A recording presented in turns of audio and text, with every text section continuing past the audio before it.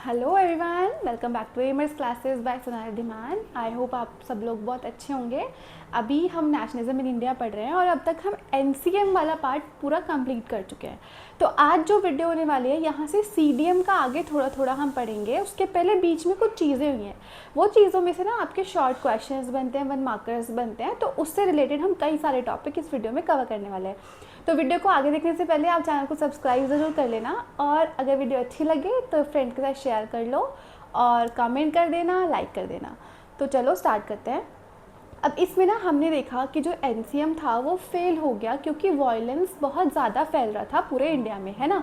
क्योंकि आपने देखा कि चोरी चौरा इंसिडेंट हो गया, गुडम हिल्स में इतना वायलेंस हो रहा है, देन पीजेंट्स इतना ज़्यादा वायलेंस कर रहे हैं, है ना। हमने ये सब पढ़ा था। अब क्या हो रहा है, देखो कि एनसीएम तो हो गया ख़त्म, है ना। कुछ आपको याद है टसल हुई थी कांग्रेस में, अगर आप मेरी स्टार्टिंग से वीडियोस देख रहे हो कि कांग्रेस में एक लड़ाई हुई थी। कुछ लीडर्स तो चाह रहे थे कि इलेक्शन हो, क्योंकि वो इलेक्शन लड़के पावर लेना चाह रहे थे।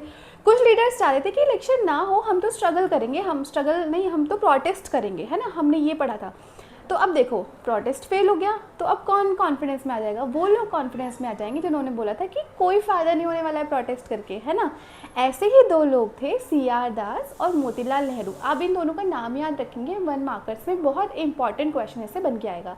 अब क्वेश्चन क्या है कि स्वराज पार्टी क्या है, व्हाट इज़ स्वराज पार्टी, या फिर स्वराज पार्टी बनाई किसने है। तो देखो स्वराज पार्टी बेसिकली है क्या। स्वराज का मतलब हम समझते हैं इंडिपेंडेंस, सेल्फ रूल, राइट। तो देखो क्या हुआ है कि अभी जो है ना एनसीएम फेल हो गया। कुछ लीडर्स चाह रहे हैं कि भाई अब प्रोटेस्ट करके कोई फ़ायदा नहीं है, ये तो पूरा का पूरा वेस्ट ऑफ टाइम है, हम प्रोटेस्ट नहीं करेंगे। तो जो पुराने लीडर्स थे विद इन द कांग्रेस, उन्होंने कहा कि कांग्रेस तो अब भाई प्रोटेस्ट ही करेगी, हम तो कांग्रेस से निकल जाते हैं। और उन्होंने कांग्रेस के से निकल के एक नई पार्टी बनाई जिसका नाम था स्वराज पार्टी। आप याद रखो, क्योंकि वो बहुत थक गए थे स्ट्रगल करते करते, प्रोटेस्ट करते करते। उनको लग रहा था इससे तो कोई सॉल्यूशन निकल ही नहीं रहा है और ज़्यादा वर्स्ट हो रही है चीज़ें।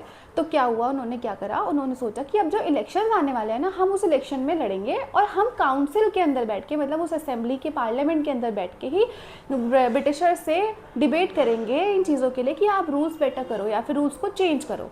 तो यहाँ पे उन्होंने इस तरह से एक नई पार्टी बनाई जिसका क्या नाम था, स्वराज पार्टी। तो देखो फिर से समझ लेते हैं। एनसीएम फेल हो गया, राइट। एनसीएम फेल होने के बाद कुछ लीडर्स सोच रहे हैं कि भाई प्रोटेस्ट वोटेस्ट करके कुछ नहीं होने वाला है, हमें क्या करना पड़ेगा, हमें एक नई पार्टी बनानी पड़ेगी, क्योंकि कांग्रेस के तो सारे लीडर्स ऑलरेडी प्रोटेस्ट कर रहे हैं, ठीक है। तो उन्होंने नई पार्टी बनाई। वो 2 लीडर थे, CR Das and Motilal Nehru. उन्होंने नई पार्टी बनाई, उसका नाम रखा, क्या नाम था, स्वराज पार्टी। क्यों बनाई है? क्योंकि वो मास स्ट्रगल, वो जो प्रोटेस्ट था उससे टायर हो गए थे।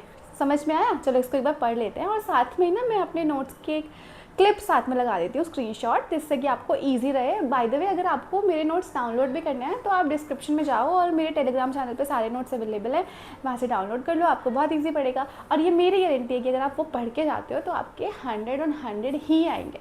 तो चलो पढ़ते हैं। देखो स्वराज पार्टी क्या है, some leaders are tired of mass struggle, वो थक गए, उनको नहीं करना अब स्ट्रगल। वो कह रहे हम प्रोटेस्ट नहीं करने वाले, तो बिल्कुल बेकार है, कुछ नहीं फ़ायदा मिल रहा है इससे।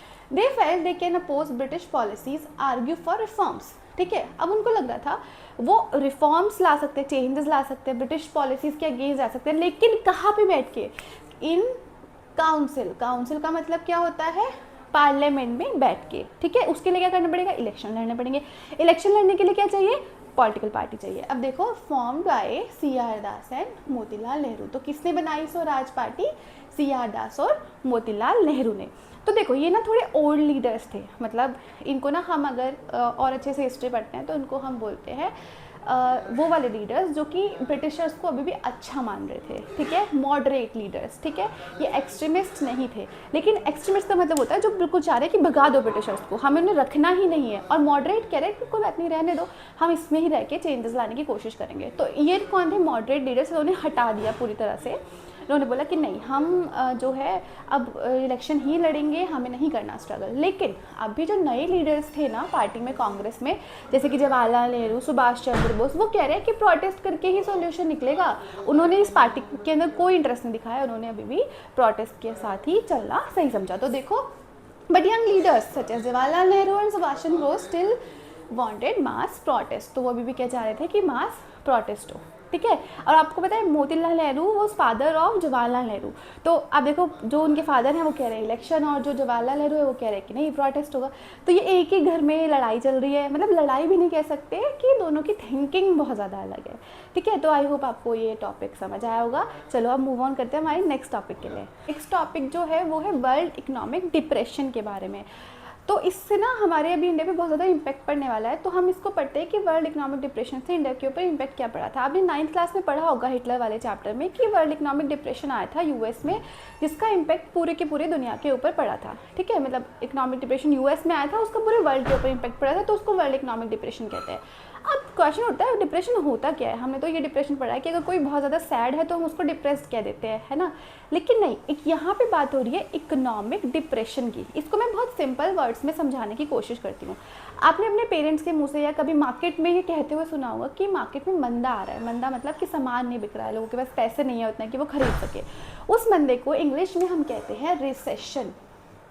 याद रखना, हम क्या कहते हैं उस मंदे को, रिसेशन, ठीक है।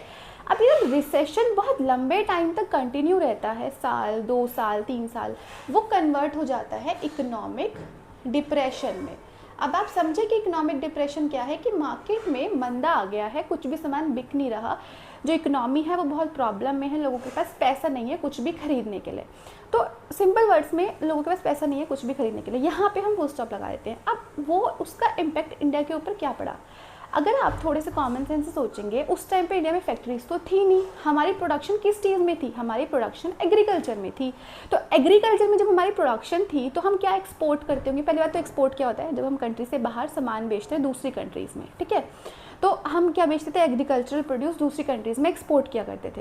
अब देखो जब वर्ल्ड इकोनॉमिक डिप्रेशन आ गया, जब उन लोगों के पास इतना ही पैसा नहीं है कि वो अपने देश का बना हुआ सामान खरीद सके, तो क्या वो इम्पोर्ट्स करेंगे, मतलब हमारी कंट्री से सामान मंगाएंगे, नहीं। तो हमारे जो एक्सपोर्ट्स थे वो डिक्लाइन होने स्टार्ट हो गए, एग्रीकल्चरल प्राइस डिक्लाइन होने स्टार्ट हो गए, ठीक है। जब आप मंदा आता है ना तो प्राइस बहुत तेज़ी से गिरता है। तो यहाँ पे भी सेम चीज़ हुई कि हर चीज़ सस्ती हो गई, क्योंकि अब ऑब्वियसली जब लोग खरीद नहीं रहे हैं तो हम उसको सस्ते में भी बेचने के लिए रेडी रहेंगे, तो प्राइसेस गिर गए, ठीक है। एक्सपोर्ट्स बिल्कुल बंद हो गए। लेकिन ब्रिटिशर्स के अंदर शर्म नहीं है, वो अभी भी क्या कह रहे हैं फार्मर से, टैक्स दो।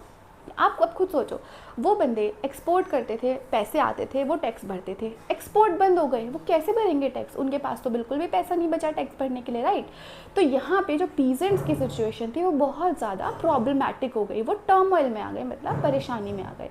तो आई होप आपको समझ आया होगा कि वर्ल्ड इकोनॉमिक डिप्रेशन का इम्पैक्ट इंडिया के ऊपर क्या पड़ा। एक बार पढ़ लेते हैं शॉर्ट में कि impact of world economic depression of India. सबसे पहले तो agriculture prices began to fall, prices गिरने स्टार्ट हो गए। ये मैंने आपको बता दिया कि जब कोई भी चीज़ मंदा आता है, मार्केट में रिसेशन या डिप्रेशन आता है, तो प्राइसेस गिरने स्टार्ट हो जाता है, क्योंकि लोग सस्ते में भी बेचेंगे, ठीक है। अब एक्सपोर्ट्स डिक्लाइन, हमें जो बाहर देश की सामान भेजना था वो डिक्लाइन कर दिया, कम कर दिया, क्योंकि लोग खरीद ही नहीं रहे, हम किसको बेचें, ठीक है। उसके बाद peasants found it difficult to pay taxes, Britishers तो बेशर्म है, टैक्सेस मांग रहे हैं, क्या पीजेंट्स दे पाएंगे, नहीं, वो टैक्सेस नहीं दे पाएंगे, वो बेचारे दे ही नहीं पा रहे हैं टैक्सेस, ठीक है। दे वर इन टर्मोइल, टर्मोइल मतलब वो बेचारे बहुत ज़्यादा परेशानी में आ गए। तो आई होप आपको ये दोनों टॉपिक समझ आए होंगे। वैसे तो ना ये दोनों टॉपिक, मतलब ये बुक में जो टुवर्ड्स द सिविल डिसऑर्डिनेंस वाला टॉपिक है उसमें बहुत सारे टॉपिक है, तो उसमें अभी साइमन कमीशन वाला अगले में हम पढ़ेंगे। तो क्योंकि ये बहुत बड़ी हो जाएगी वीडियो और फिर मुश्किल हो जाता है सारे टॉपिक्स को कवर करना, मैं चाहती हूँ आप एक दिन में एक टॉपिक को कवर करो। तो हम यही 2 टॉपिक आज पढ़ते हैं कि स्वराज पार्टी क्या थी और वर्ल्ड इकोनॉमिक डिप्रेशन का इम्पैक्ट इंडिया के ऊपर क्या पड़ा है। तो आई होप आपको ये वीडियो अच्छी लगी होगी, तो सब्सक्राइब कर देना, और बाकी आपको पता ही है, शेयर कर दो, लाइक कर दो। Thank you.